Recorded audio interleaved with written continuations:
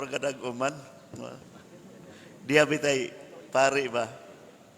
Kining pare katsila nga istrikto nga ang iyang duha ka sakristan murag magpanuko o mataha mo doon niya ug naay isugo.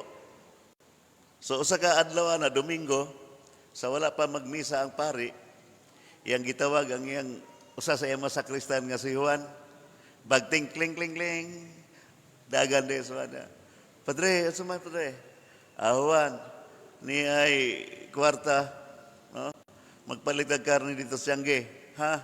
Oo, padre, dawat ni Juan ang kuan kaning kwarta. O kuan, sus wa na suwan ni dagan na. Wala na siya maminaw og instruction ba? Kaya kining mataha lagi mahadlok. Pagkadawa sa kwarta, dagan de sa Tiangge. Di sugod nagpari sa misa. Pag-abot ni Juan, kadala na siya karne. Dito sa kusina, gibutan niya ang karne, naninghawag siya. Unsaon man ako pagluto ining karne ron? Wa ra ba ko kabatig unsay sugod ni padre ganiha? Istrikto ra ba to kayo? Liglibog siya. Yang kauban si Pedro, yung pangutana, Dro, unsaon na to yung karne pagluto ron?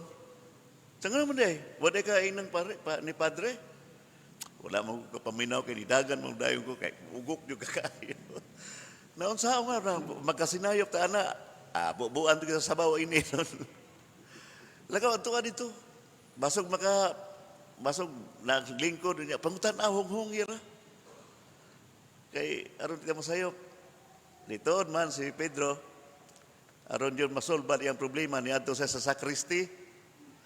Sa likod ana ba? Pasalipos sa kortina.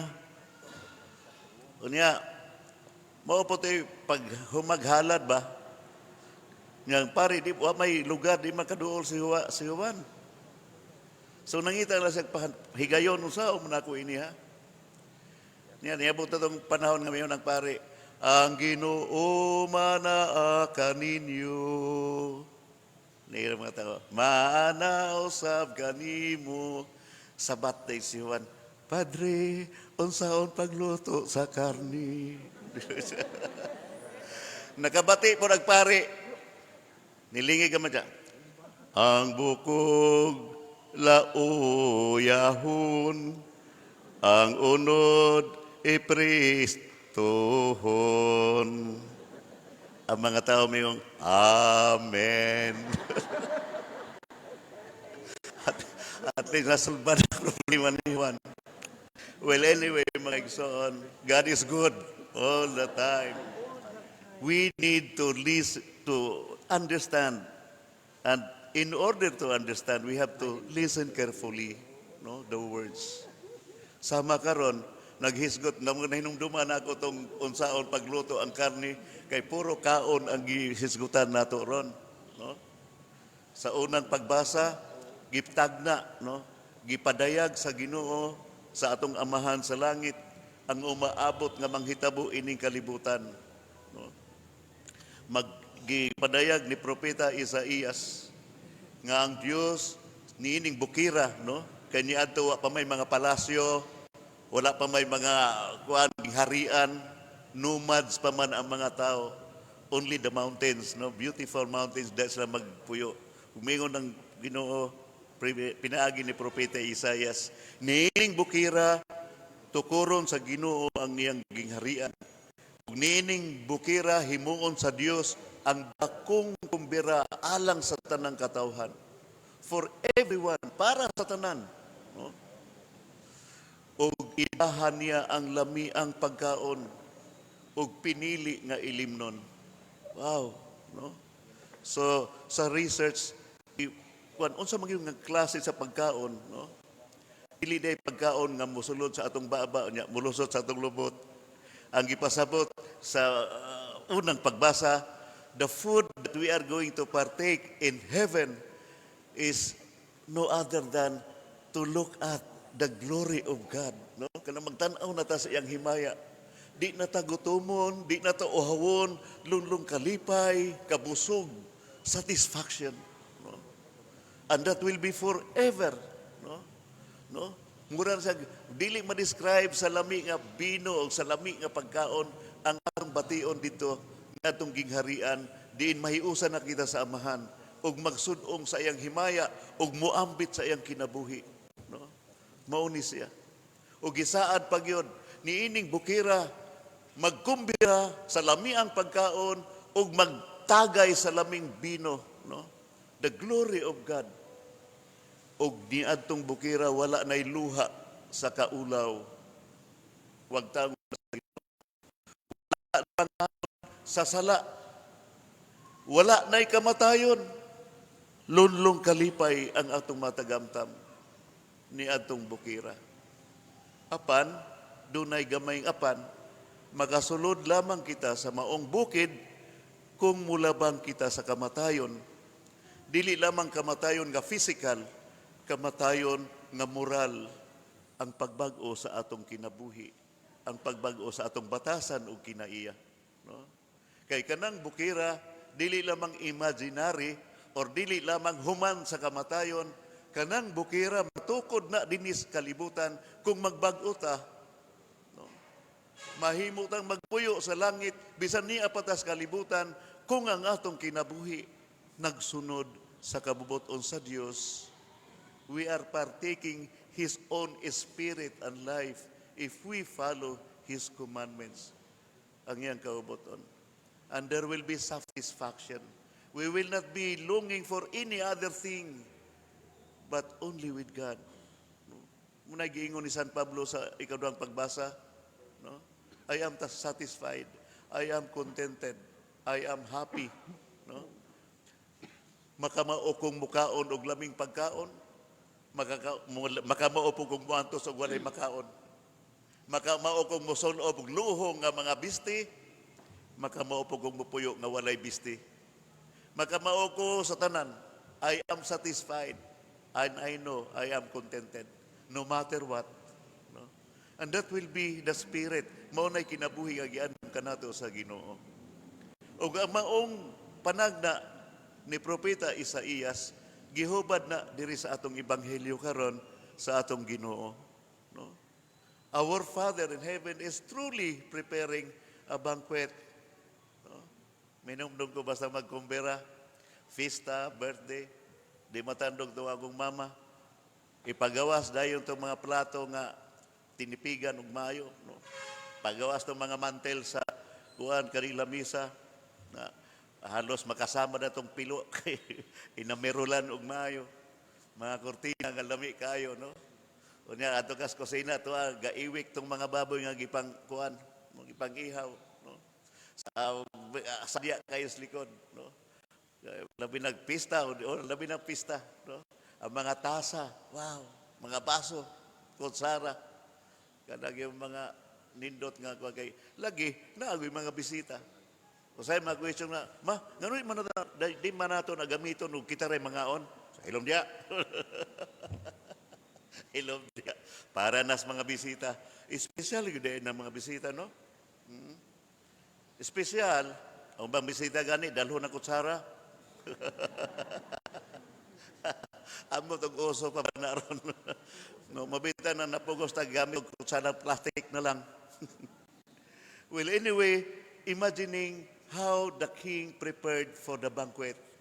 Linaming nga mga baka na ihaw na, mga nating baka tanan, mga putahe nga lamian. These are for the visitors. No? Nganong gihikay niyang tanan, walay lain tungod kay nahigugma siya sa iyang anak nga kaslon. Ug ang babae nga iyang minyuan kita. Kita ang iyang minyuan. Ikasal kita sa amahan sa iyang anak nga si Jesus. Mao nga nag-andam siya og kumbira alang natong tanan. Pero dunay tulo ka tao nga atong makita sa mga dinapit. Una, katong walay pagtagad, no? Katong nakabati na sila sa bandilyo, "Hoy, padtuon na mo sa hari, prepared na ang tanan." No? Mukaon na lang mo. Apan wala magtagad ang mga tao. Ang uban nagpadayon sa ilang pagmuma, ang uban nagpadayon sa ilang pagnegosyo, ang uban nagpadayon silang mga paningkamot nga kalibutanon.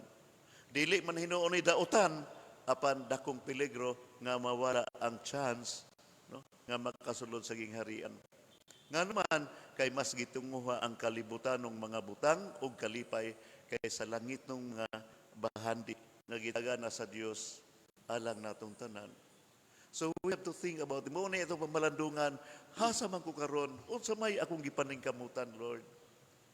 Naminaw ba ko sa invitation? Kagahapon, si Monsignor, naghimo og kaning pagigpulong sa tanang mga sakop sa atong simbahan, gikan sa laylaing mga chapels. Puno kayo itong akuan kaning seminar hall. Og nalipay pong nagtanaw nga ang mga tao na minaw, no? Unsa may makapagaan sa atong kinabuhi diha sa atong pag-alagad sa simbahan. Unsa may mawala, unsa may magganansya, maminaw ta, no? All those things, no? But no lagi maminaw kita kanunay, no?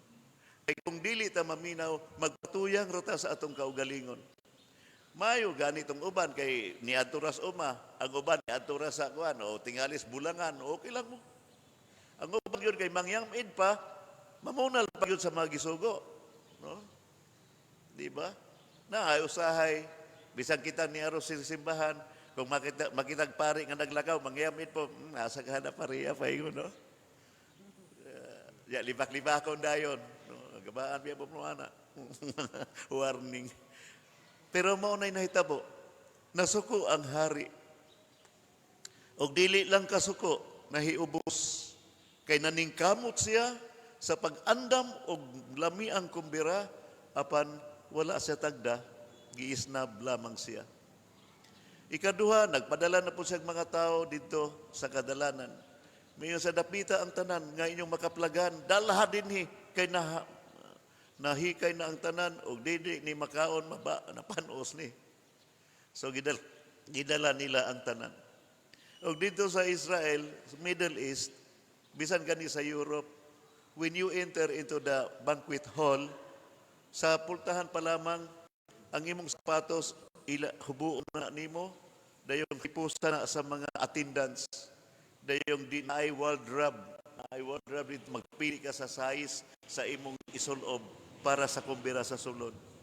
So nobody can enter into the hall without the proper attire. No? Mao nga, nalipay ang hari.